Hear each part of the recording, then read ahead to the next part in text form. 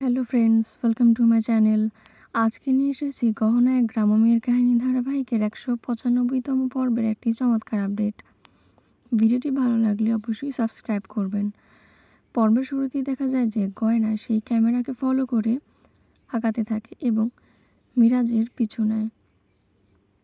এরপর দেখা যায় যে সেখানে গিয়ে হঠাৎ করে এক সবজিওয়ালার সাথে তার ধাক্কা লাগে এবং সে মিরাজকে হারিয়ে ফেলে, কারণ সে তার মুখোশ পাল্টে ফেলেছিল। সে আয়ুষ্মানের মুখোশ খুলে তার নিজের চেহারায় ফিরে আসে।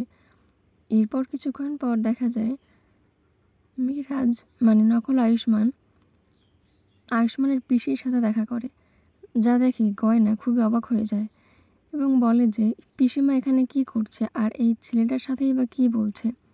এবং দেখা যায় যে তারা দুজন পিসিমা মিরাজকে টাকা দিচ্ছে। এটা দেখে গয়না খুবই অবাক হয়ে যায় এবং ভাবে যে পিসিমা একে এত টাকা কেন দিচ্ছে। মিরাজ তখন বলে যে তুমি আমার জীবনটা ধ্বংস করে দিয়েছো, সেই তুলনায় এই টাকা তো কিছুই নয়। এরপর দেখা যায় গয়নার কাছে একটি কল আসে আননোন নাম্বার থেকে।